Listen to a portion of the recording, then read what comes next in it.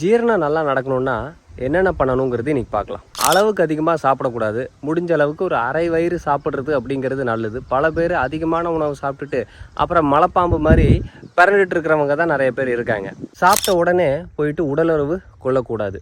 ஒரு 2-3 மணி நேரம் கழித்து அதுக்கப்புறமா உடலுறவு வச்சுக்கலாம்.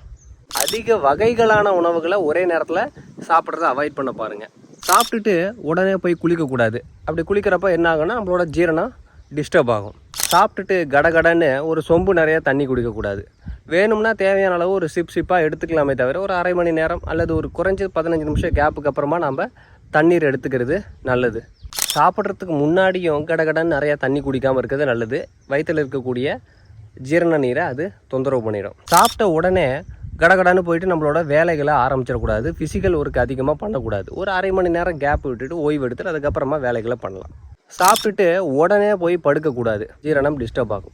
கொஞ்சம் உடலுக்கு உழைப்புங்கிறது ஏதாவது ஒன்று கொடுக்கணும். அப்போ தான் நம்மளுடைய வயிற்றில் இருக்கக்கூடிய ஜீரண சக்திங்கிறது சரியாக வேலை செய்யும். இது எல்லாத்த விட மிக முக்கியமான விஷயம் என்னென்னா, பசி எடுத்து ஒரு உணவை பொறுமையாக மென்று ரசித்து ருசித்து சாப்பிட்றது.